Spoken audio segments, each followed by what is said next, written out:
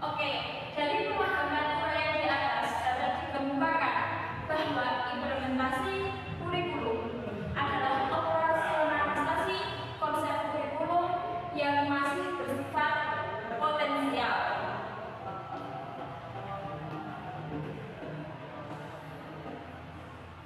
Di sini kita juga akan membahas tentang implementasi kurikulum setidaknya dipengaruhi oleh 3 faktor.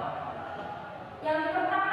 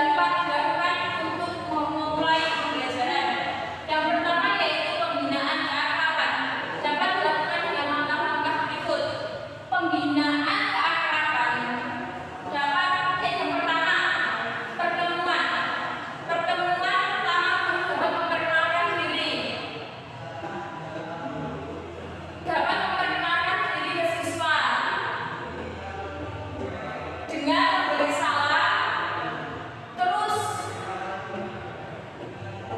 alamat, dan guru juga dapat bercerita tentang pengalaman-pengalaman yang guru telah lalui. Dan yang ketiga yaitu guru dapat melakukan pengecekan kehadiran peserta. Dan yang keempat, dengan mengecek kehadiran peserta itu dapat guru misalnya pertama saya siapa, dan itu langsung lakukan perkenalan diri. Tujuan tersebut agar guru dan murid itu bisa lebih akrab dalam melalui pembelajaran tanpa pembelajaran di sekolah dan di kelas.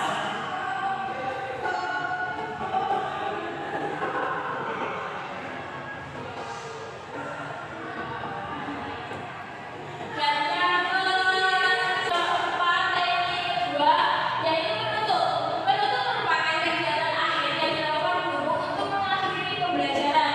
Dalam kegiatan penutup ini, guru harus berupaya untuk mengetahui pembagian potensi, pencapaian tujuan pembelajaran serta memahami peserta didik terhadap materi yang telah guru sampaikan.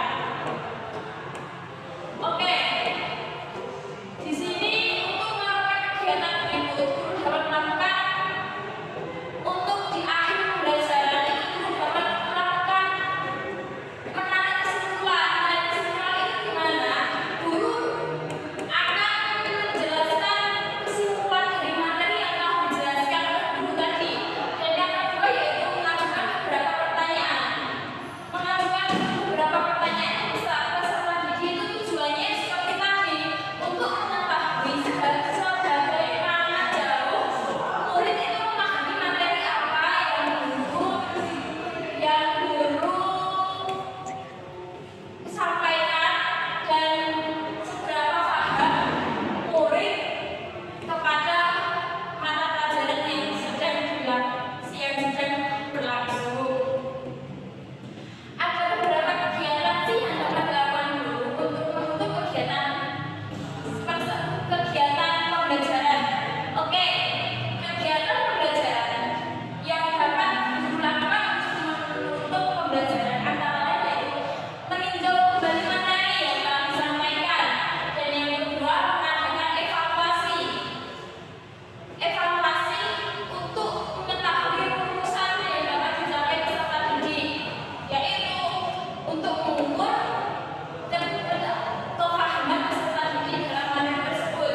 Dan yang kedua yaitu tidak lanjut kegiatan yang harus dilakukan peserta didik setelah pembelajaran, seperti peserta didik dimohon untuk berdoa, kan itu termasuk dengan penutupan materi tersebut. Atau kita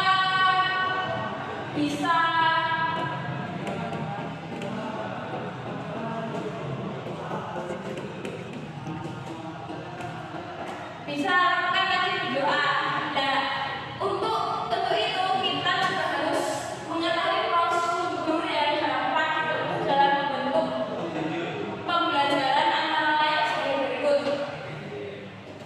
Yang pertama yaitu guru menjelaskan rencana pelaksanaan pembelajaran, dan yang kedua yaitu membagikan materi, dan yang ketiga yaitu membagikan lembar pembelajaran beserta didik atau membagikan lembar, di mana guru itu sekarang membagikan lembar itu digunakan untuk pertemuan selanjutnya. Di situ dengan cara itu murid juga akan bisa belajar